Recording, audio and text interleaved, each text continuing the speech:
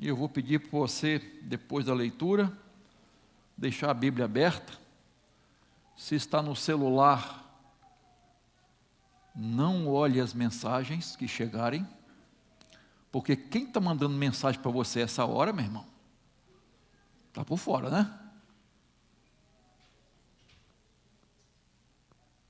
Amém, queridos? Ah, bom, não senti muita firmeza não, mas vamos lá. 1 Samuel capítulo 22. Davi saiu daquele lugar e se refugiou na caverna de Adulão. Quando seus irmãos e toda a casa de seu pai souberam disso, foram ficar com ele. Ajuntaram-se a ele todos os homens que estavam em dificuldades, os que tinham dívidas e todos os amargurados de espírito. E Davi se tornou chefe deles. E havia com ele uns 400 homens. Que o nosso Deus fale ao nosso coração através dessa palavra. Eu quero pensar com os irmãos no tema dessa caverna de Adulão. Entraram derrotados e saíram valentes. O contexto aqui você certamente conhece muito bem. Davi estava fugindo. Davi estava sendo ameaçado.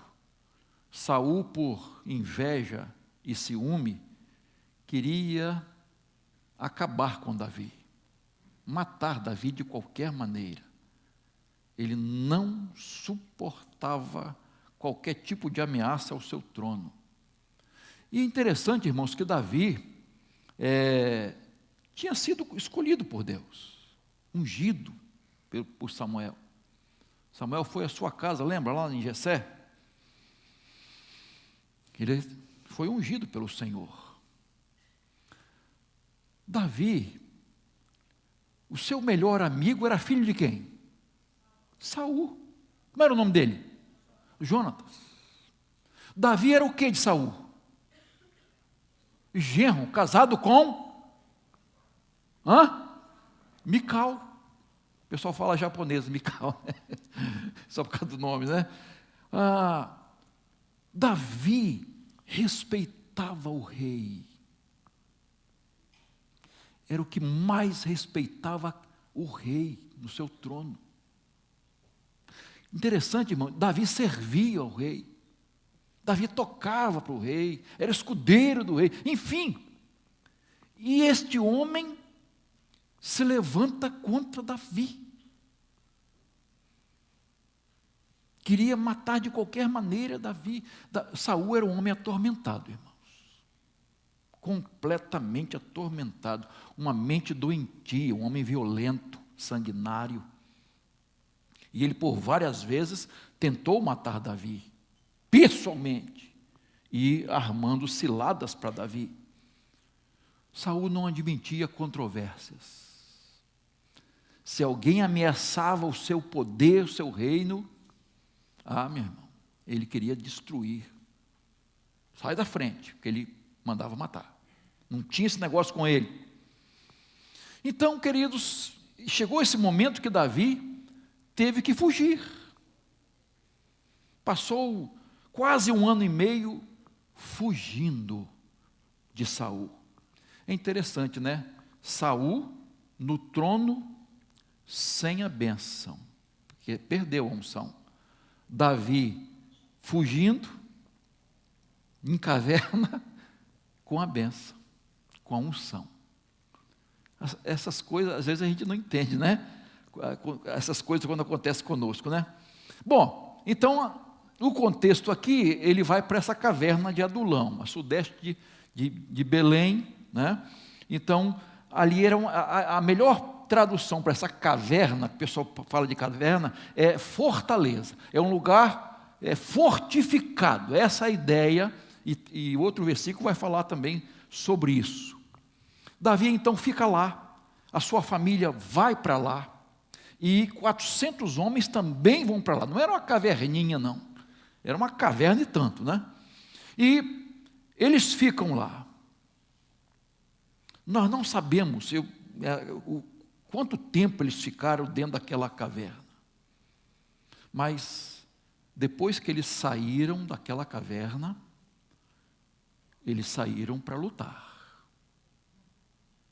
Eles saíram para vencer. Eles saíram para conquistar. E eu quero tirar algumas lições aqui, porque esses homens se tornaram os valentes de Davi. E você vai ver em muitos textos os valentes de Davi. A 1 Crônicas, capítulo 12, 14, diz que alguns desses valentes, o menor valia por 100 homens, o menor, e o maior valia por 1000. Valente mesmo. Esses homens eram valentes, irmãos. Então eles chegaram ali na caverna, que nós vamos ver isso, chegaram um tanto derrotados e saíram para se tornarem valentes. Homens valorosos.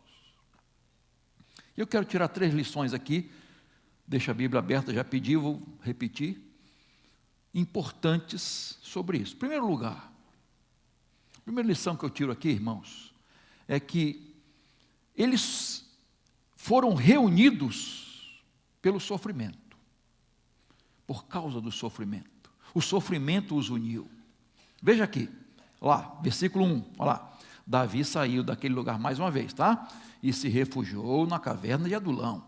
Quando seus irmãos e toda a casa do seu pai souberam disso, foram ficar com ele. Ajuntaram-se a ele todos os homens que estavam em dificuldades, em outras traduções, aflitos, alguma coisa assim, os que tinham dívidas e todos amargurados de espírito.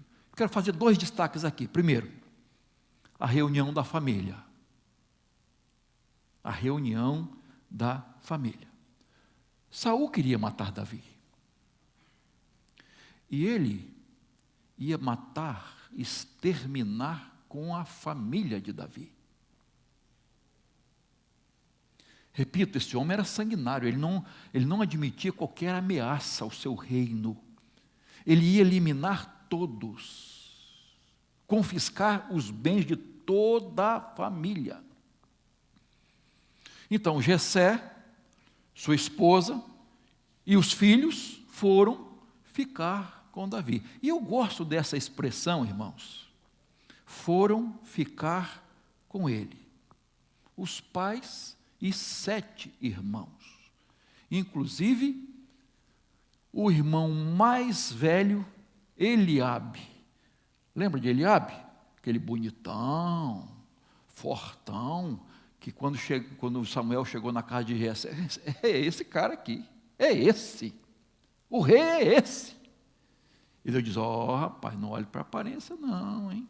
Não é assim não, Deus olha para o coração. Todos estavam lá, a família estava reunida agora. Você lembra que quando Davi chegou lá e teve aquela luta com Golias, ele disse, sai fora rapaz, você quer aparecer aqui? Você não tem idade para estar aqui no exército, né? Você não tem idade para isso, você é o caçula, então sai fora daqui. E Davi foi lá levar coisas para ele, enfim, Davi, e foi destratado. Mas agora a família se reúne.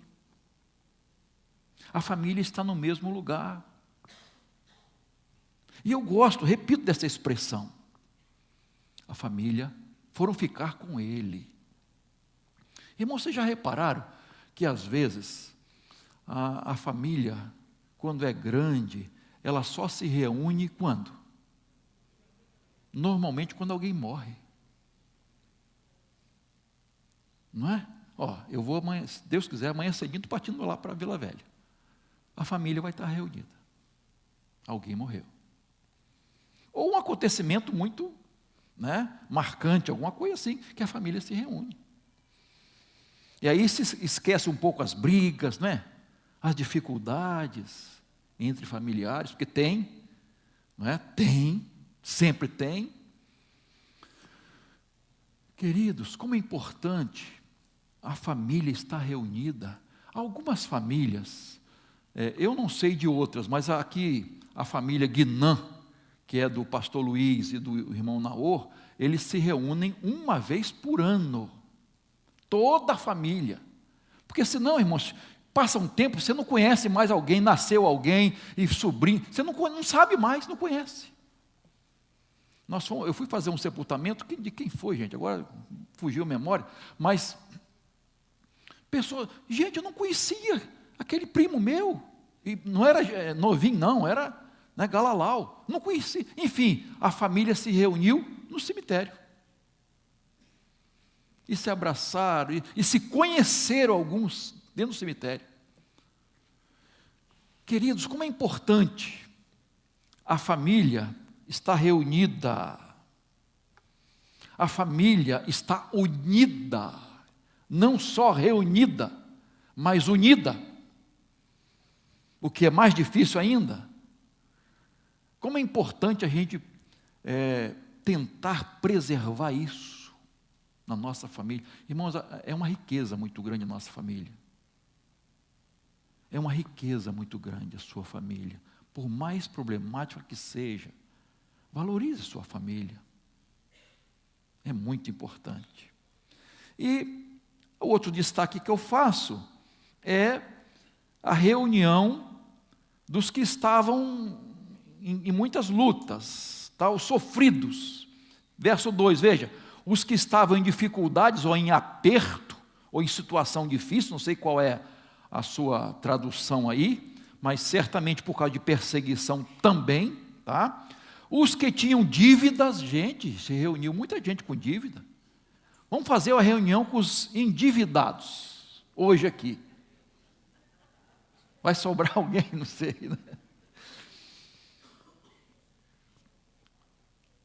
Queridos, esse negócio de dívida é muito sério, né? É muito sério. É muito sério.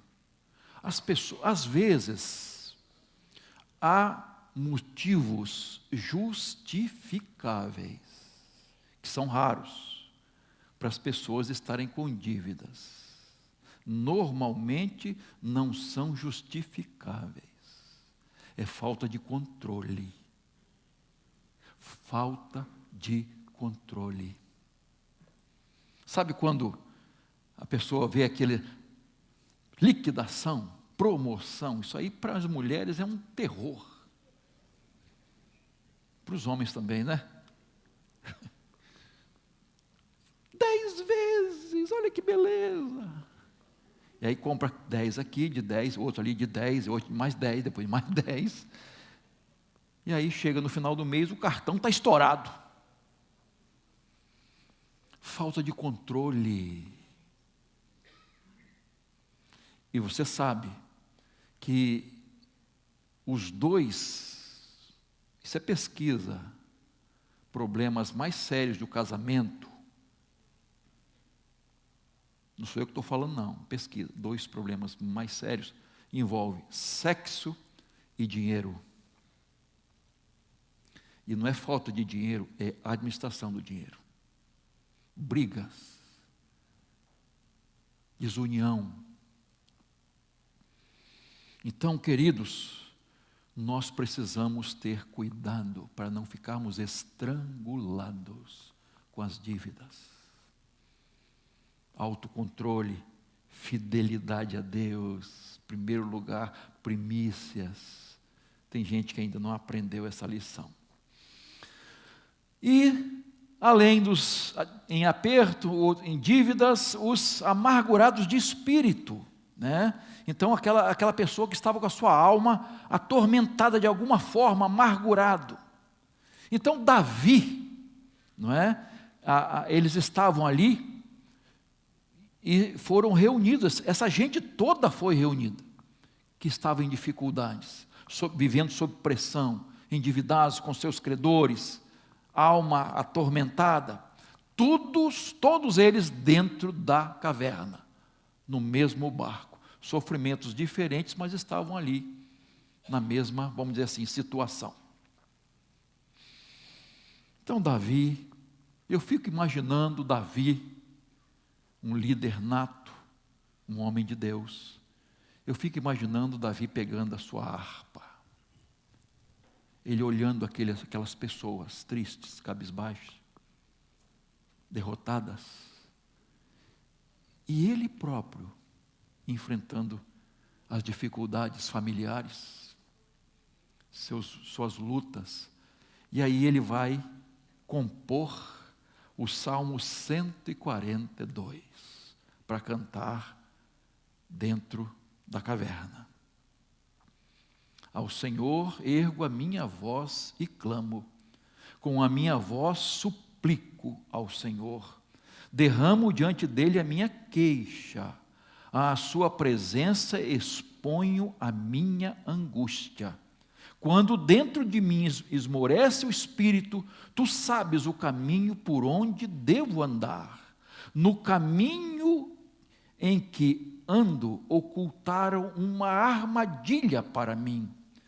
Olha a minha direita e vê, pois não há quem me reconheça, nem lugar de refúgio, ninguém que por mim se interessa. Olha, ele abrindo o coração, né? Os salmos são maravilhosos porque falam de nós, né? De nossa vida, né?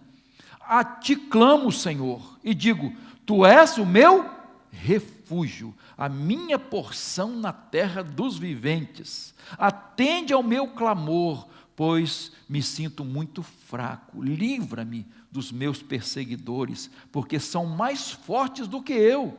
Tira minha alma do cárcere, para que eu dê graças ao teu nome. Os justos me rodearão quando me fizeres esse bem. Você imagina Davi cantando isso para aquelas pessoas? Como aquilo chegou ao coração daqueles 400 homens.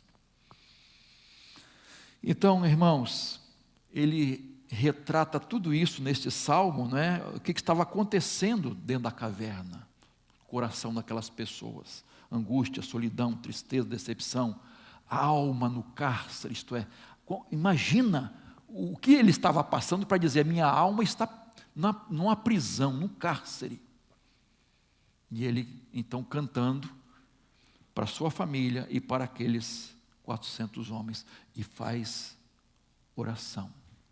A sua canção é uma oração a Deus. Ele ergue a voz ao Senhor, ele suplica, ele abre o seu coração e expõe a sua tribulação. Como é importante, irmãos, quando nós abrimos o coração, falamos para Deus do que está se passando conosco, mas ao mesmo tempo, essa oração é uma confissão de fé, de esperança, porque é o Senhor que vai nos ouvir e nos atender e nos socorrer. Todos aqueles homens com Davi reunidos para vencerem seus problemas, lutas, dificuldades. Se nós fôssemos aqui, irmãos, perguntar qual a luta que você está enfrentando, qual a dificuldade, nós teríamos muitas coisas para dizer, para ouvir. Lutas grandes. Você olha para uma pessoa, não sabe o que ela está passando na vida dela, o que se passa no coração dela, o que acontece dentro da sua família. Você não sabe. Às vezes você tem uma ideia, mas não sabe a dor da alma, como a pessoa está se sentindo. Então, de uma certa forma, a dor, o sofrimento, reuniu aqueles homens. Reuniu aqueles homens. Dia 30, nós vamos ter aqui o que, gente? Uma vigília, né? De quem? Desperta Débora. E Desperta Débora é o quê? Mães de joelhos, filhos de pé. Uma vigília que reúne as mães que clamam pelos seus filhos. Cada filho com uma situação difícil. Talvez sem Jesus, talvez nas drogas, nos vícios outros, dor, sofrimento, mas vão se reunir para buscar Deus, buscar a solução do Senhor. Como é importante, irmãos, estarmos unidos na hora do sofrimento. As pessoas com a mesma dor ou dor parecida com a nossa. Nós estamos orando a Deus pela nossa nação, queridos.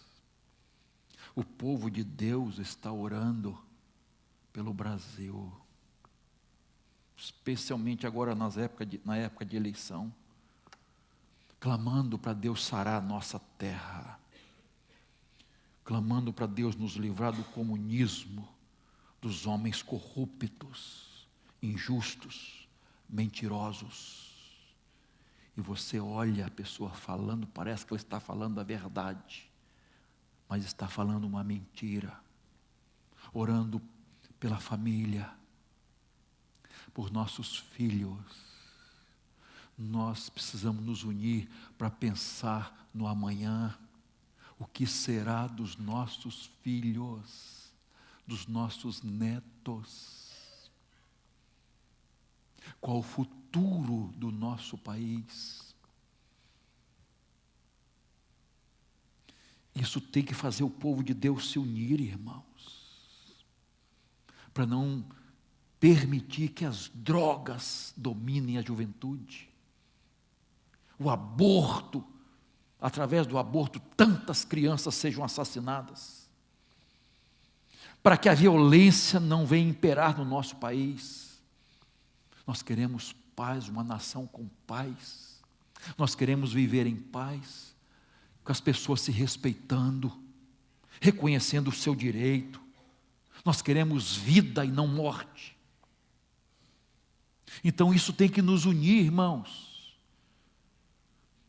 Mas parece não. A gente vê o povo de Deus dividido, se separando, se ofendendo. Irmãos se ofendendo. Famílias divididas, igrejas divididas. Nós temos que nos unir, irmãos. Essa luta tem que nos reunir e nos unir, e não nos dividir, não nos separar, porque uma das grandes estratégias do inimigo é dividir a família, dividir a igreja. Essa é uma das suas grandes estratégias, e nós precisamos orar para estarmos unidos. Segunda lição que eu tiro aqui, irmãos, que eles foram unidos pelo sofrimento, pelas lutas, mas foram atraídos por um homem de Deus. Foram atraídos por um grande líder. E o verso 2, a parte B, diz assim: e Davi se tornou o chefe deles, e havia com ele uns 400 homens. Esses 400 homens antes eram liderados por Saul, mas agora estavam sendo perseguidos, e eles precisavam de um líder de Deus, um homem de Deus. Quem foi Saul, irmãos? Você lembra quando os reinos se dividiram? O povo queria imitar as outras nações. Nós queremos um rei. Nós queremos ser iguais às outras nações. Não queremos teocracia. Não queremos Deus dirigindo, não. Olha só que ofensa ao Senhor. Nós queremos um rei como as outras nações. E escolheram Saul, que parecia ser, um grande líder, mas logo ele foi mostrando quem ele realmente era. E depois, se você quiser ver como ele começa a se corromper, no capítulo 13, começa a sua queda.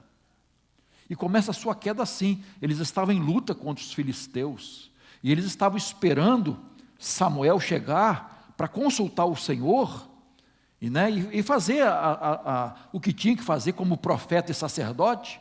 E Saul não quis esperar. Ele fez o trabalho de Samuel. E quando ele estava ali, Samuel chega. Ele podia ter esperado. Foi repreendido severamente. Mas ele não se importou muito, não. E de novo ele desobedece, e de novo. Sempre repreendido. Mas ele tinha boas desculpas. Ele se justificava e não se arrependia dos seus erros. E esse é um ponto lamentável, importante no sentido de destacar isso, porque ele errava, mas não se arrependia dos seus erros. Ele tentava se justificar. É triste quando uma pessoa, irmãos, ela sempre quer arrumar desculpas, ela sempre quer se justificar, em vez de errei, falhei. Não, ela quer se justificar de alguma forma, e não há arrependimento no seu coração. E Saul foi assim, queridos. Depois que Davi teve aquela vitória maravilhosa contra Golias, e depois que aquelas pessoas começaram a cantar a vitória de Davi, e de uma certa forma Saul ficou assim, caramba, eles estão ovacionando aí um menino aí de... Davi tinha no máximo, irmãos, 15 anos. 15 anos, porque ele era o mais novo, e para ir para o exército tinha que ter pelo menos 20. Agora imagina lá, olha, mais 7. Ele era o caçula. Então ele tinha menos de 15 anos, por aí. Um menino. E Saul fica irado. A partir dali, a coisa ficou feia para Davi. E você sabe a história toda de Saul, não é? Que tentou matar Davi, armou ciladas, e, enfim, até com o casamento da sua filha, ele tentou laçar Davi, usando até a sua filha, tá? Então, e por fim, um espírito maligno o possuiu. Ele perdeu a unção. Deus permitiu que um espírito maligno possuísse a vida de Saul. E você, depois no capítulo 22, aí, 6 a 19, você vai ver que ele manda matar, olha só, 85 sacerdotes de Deus. 85 homens de Deus. Ele manda matar. Por quê? Porque aqueles homens, vamos dizer assim, eram amigos de Davi, no sentido assim, de admiravam Davi, isto é, não viam Davi como inimigo, só isso. Não, Davi não é inimigo do Senhor, pelo contrário. Ele então se aborrece, irmãos, manda matar 85 sacerdotes, e não só isso, foi nas cidades onde eles moravam, e matou a família toda, até os animais, homens, mulheres, idosos, crianças de peito, mandou matar todos. O versículo 19 está lá, você pode ver. Este homem estava possuído. E aí ele chega ao ponto de consultar aquela feiticeira. Estão lembrados? Né? Então ele vai para consultar uma feiticeira e depois comete suicídio. Viveu longe de Deus, morreu longe de Deus. Tomou decisões erradas, andou em caminhos errados, fez uma semeadura errada e colheu uma colheita maldita. Saul. Só para esclarecer, irmãos, capítulo 28 e 7, quando ele consulta essa médium de Endor, não foi Samuel que apareceu ali, naquela ocasião, que ele consulta essa feiticeira, não é? Naquela sessão espírita. Não foi Samuel. Por que não foi Samuel? Primeiro, a Bíblia proíbe, não há consultas, não há como ter ligação, comunicação entre os mortos e os vivos. Não há essa ligação entre mortos e vivos. Não há essa comunicação. É interessante que, outra coisa, Deus nunca falou a Saul, por meio nenhum, muito menos por um profeta. Como é que faria agora, depois desse homem morto? Samuel já estava morto. E se fosse Samuel, ele não ia subir, ele ia descer.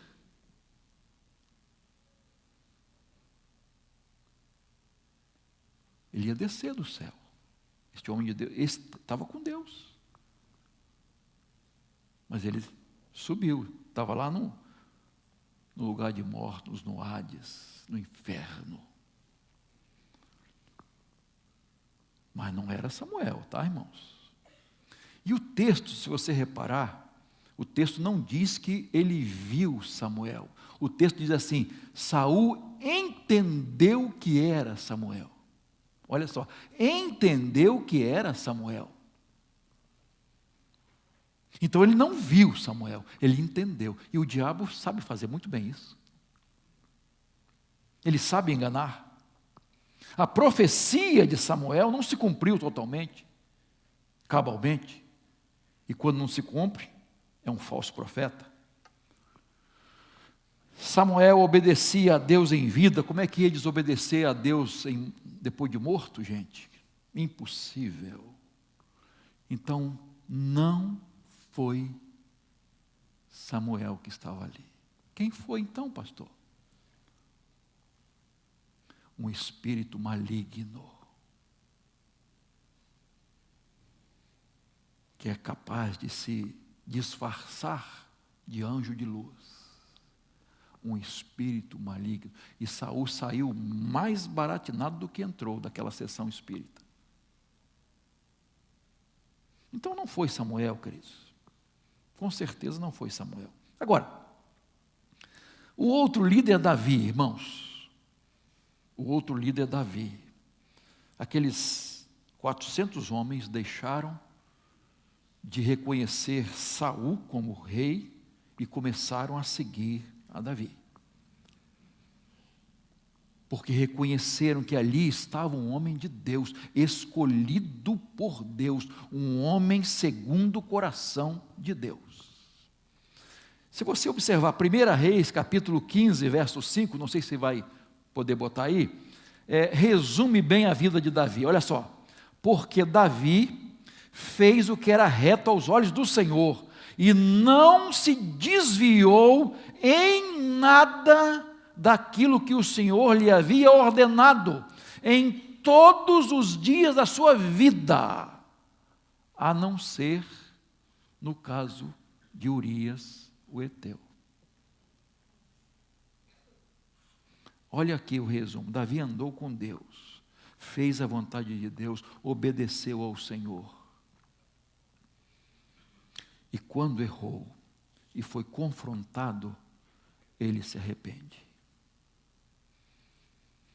E você depois vê os salmos da confissão, que chamados salmos de penitência, né? 32, 38, 51 e outros. Salmos que mostram o arrependimento sincero de Davi, a restauração de Davi. Da descendência de Davi veio o Messias, o ungido do Senhor, o Salvador, nosso Redentor. Lembra aquele Bartimeu, o cego, aonde mesmo ele estava? Em filho de Davi, tem misericórdia de mim. Da descendência de Davi. Então, nosso Senhor, nosso líder, nosso mestre, é Jesus. O tudo para nós. Irmãos, Deus usa homens e mulheres, mas a nossa fé está no Senhor Jesus Cristo. Nossa esperança está no Senhor Jesus Cristo. Ele é o nosso general, Ele é que conduz a igreja de Jesus, a sua igreja. A igreja de Jesus. Você faz parte da igreja de Jesus? Já viu como as pessoas às vezes dão desculpas para não estar numa igreja? Já viu como tem desigrejados?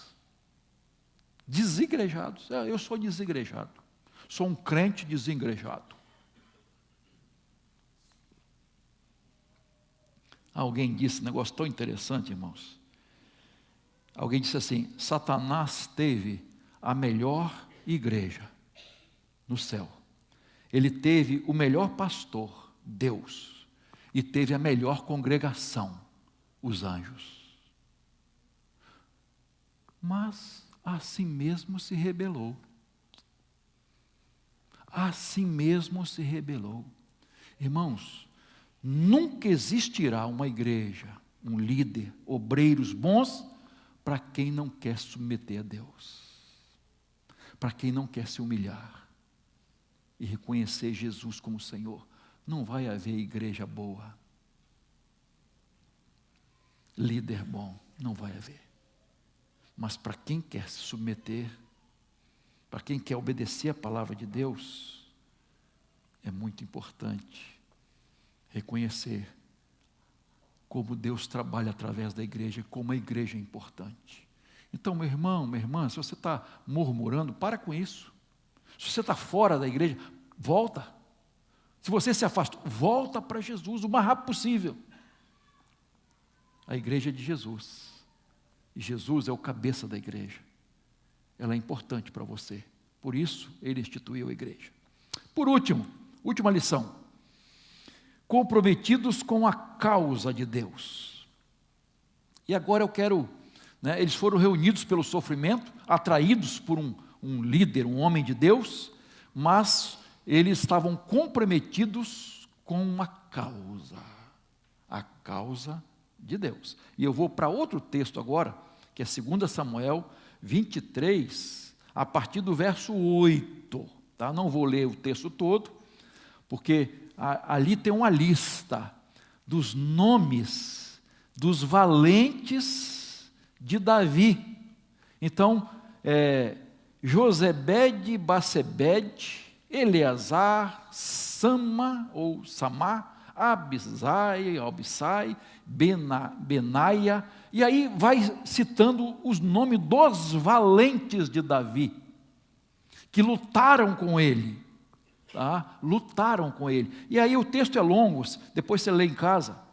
Em 1 Crônicas 11:10 diz assim: são estes os chefes dos valentes de Davi, que o apoiaram valorosamente no seu reino, como todo Israel, para o fazerem rei, segundo a palavra do Senhor, no que diz respeito ao seu povo. Observem bem que esses valentes e esses líderes dos valentes, eles perceberam que Davi era um homem de Deus, que Davi tinha sido ungido por Deus, escolhido por Deus, que era um rei segundo o coração de Deus. Então eles resolveram lutar por essa causa, a causa de Davi, a causa de Deus. E eles ajudaram a Davi, lutaram por Davi, estavam prontos a morrer por Davi, porque Davi era um homem de Deus. Eles reconheceram que Deus estava agindo através dele. 1 Crônicas 11:9 diz assim: Davi ia crescendo em poder cada vez mais, porque o Senhor dos exércitos estava com ele. O Senhor dos exércitos estava com ele. A causa destes homens não era só a causa de Davi, era a causa do Senhor, era a causa de Deus. Por isso eles estavam ali. Qual é a nossa causa, irmãos? Qual é a razão da nossa vida? Pelo que lutamos? Pelo que batalhamos? Quem somos nós? O que fazemos? Você já parou para pensar sobre isso, irmãos? Qual é a nossa causa? A gente cita lá no seminário e nas classes, né? Estamos imbuídos do Evangelho. Filipenses 1:16, e graças a Deus. Nós não estamos imbuídos na defesa do Evangelho? Claro que estamos. Quando Paulo diz, por esta causa eu me ponho de joelhos. Que causa? A do Evangelho. A do Evangelho. Então qual é a sua causa? Qual é a minha causa? É a causa do Evangelho. Essa é a nossa causa. A nossa causa maior não é política. Queridos, a sua causa não é um time de futebol. Aliás, tem muita gente alegre que o Flamengo perdeu, né? Nossa causa não é futebol, queridos. A nossa causa não são essas ideologias do inferno. Tem um grupo aí que diz, a nossa causa é a causa gay. E olha o que eles fazem pela causa. LGBT, PC, não sei o que mais. Um monte de coisa aí. Que eu já nem sei mais. E cada dia vai aumentando mais. A nossa causa não é o comunismo, o socialismo. A nossa causa é o Evangelho. É o Evangelho de Jesus. Seus valores, seus princípios. Essa é a nossa causa. Os mandamentos, os ensinos de Jesus. Irmãos, claro que nós queremos um Brasil melhor. Nós queremos um futuro melhor para os nossos filhos. Nós queremos justiça social. Nós queremos banir a corrupção, a mentira. Claro que queremos. Mas a nossa causa maior é o Evangelho de Jesus. Nós queremos que os brasileiros sejam salvos. Que a nossa nação seja bem-aventurada. Que adora o Deus vivo, verdadeiro, o único Deus. Essa é a nossa causa, irmãos. A gente faz outras coisas, mas são tudo coisas secundárias, até coisa certa. Estou falando de coisa certa, não é coisa errada não, mas são secundárias. A nossa causa maior é o Evangelho de Jesus. Por isso que mesmo que tenhamos diferenças, opiniões diferentes, pensamentos diferentes, mas essa causa tem que nos unir, irmãos. Nós não podemos ficar separados por causa de outras causas. Nós não podemos nos odiar por causa de outras causas. Nós não podemos ofender um ao outro por causa de outras causas. Porque a coisa está feia, queridos. Lamentável, triste, vergonhosa.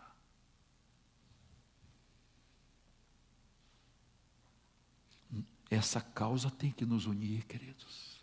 Nós lutamos por uma única causa. Outra coisa que eu destaco aqui, irmãos, aqui, aqueles homens entraram na caverna tristes, derrotados, desanimados, endividados, amargurados. E quando eles saíram para serem valentes. Se tornaram os valentes de Davi, os valentes do Senhor. Ah, irmãos, como isso é maravilhoso. Os seus nomes são mencionados, os seus feitos são registrados, suas vitórias são exaltadas.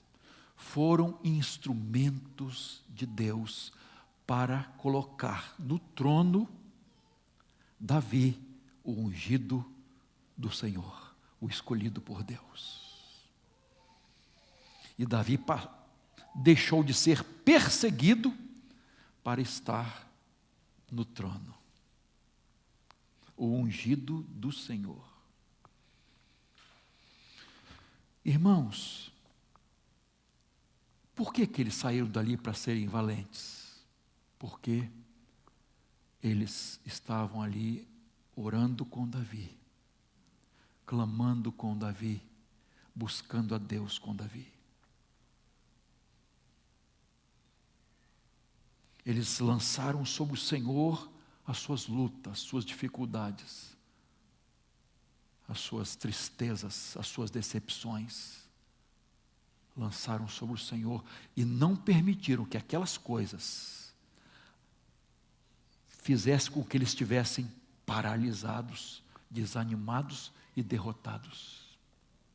Essas coisas não vão nos impedir de seguir em frente e nos tornarmos valentes do Senhor. Eu não sei qual a sua luta, qual a sua dificuldade, qual o seu drama. Não sei. Possivelmente você os tem. Família, coisas internas, tristezas, amarguras, decepções. Mas eu quero hoje te convidar a deixar tudo nas mãos de Deus, a clamar pelo Senhor e dizer: Senhor, eu entrego a minha vida ao Senhor e eu quero abraçar a tua causa, a causa do teu evangelho, a causa do teu evangelho, a causa de Jesus. Eu quero anunciar que só Jesus Cristo salva. Hoje, nós ouvimos aqui o trabalho com os afegãos, essa gente refugiada, pessoas que precisam conhecer Jesus. E como eles, e eu gostei de ouvir que o Brasil é o único país que abraça essa gente, que abriu as portas. Eu sei que muita gente é contra,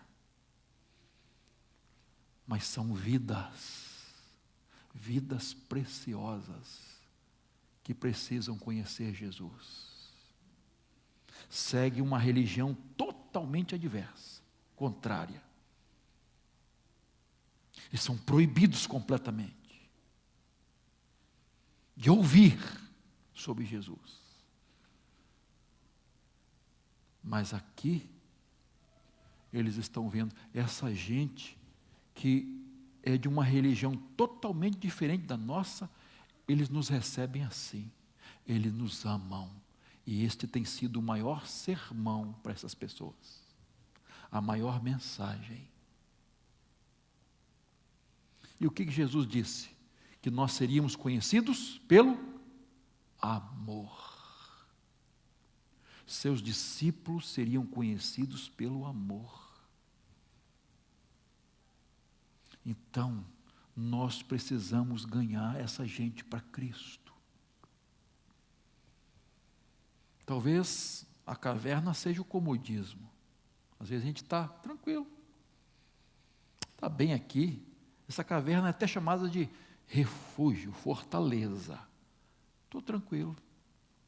Saia. Está na hora de sair para ser valente.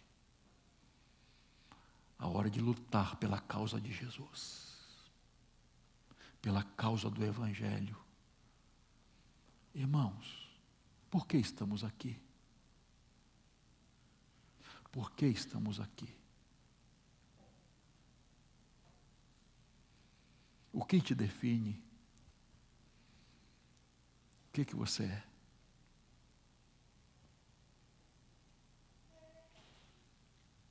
Curve sua cabeça, por favor.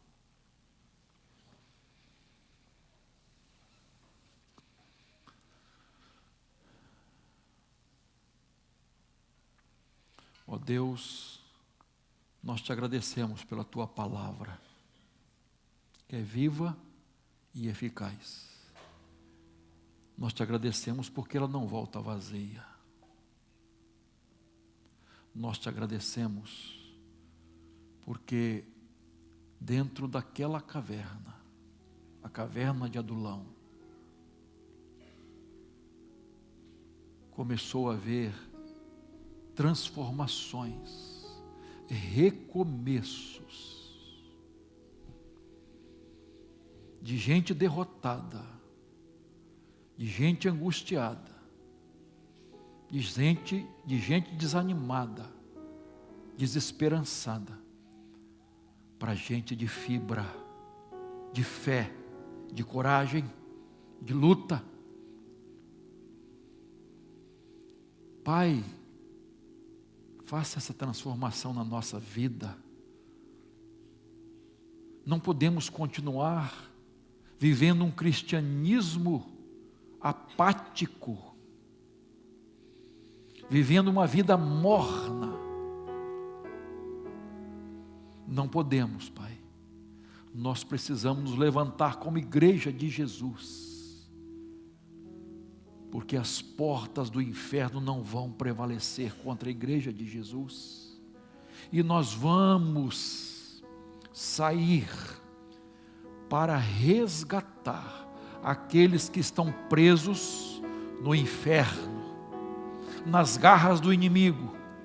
Vamos levar o evangelho de Jesus, o evangelho que liberta, que salva, que dá vida eterna, o evangelho de esperança. Ó Deus, não queremos deturpar o teu evangelho jamais. Essas boas novas de salvação precisam ser pregadas com toda integridade, com toda a verdade, e não com falsidade, e não com arranjos. Ajuda-nos a fazer isso, Senhor. Essa é a nossa causa, Senhor. É isso que nos motiva, isso que nos levanta e nos anima, Senhor, a lutar pelo evangelho, pela causa de Jesus. Ó Deus, queremos ver o nosso Brasil salvo por Jesus. Levanta a tua igreja, Senhor. Desperta a tua igreja, Senhor. Aviva a tua igreja, Senhor. Traz de volta aqueles que estão afastados, frios, caídos. Traz-os de volta, Senhor, para que juntos possamos pregar o teu evangelho e dizer ao mundo que só Jesus Cristo salva, e que em nenhum outro há salvação. Não há outro nome dado entre os homens pelo qual devamos ser salvos, só Jesus Cristo. Capacita-nos para isso, Senhor. Nós oramos em nome de Jesus. Amém.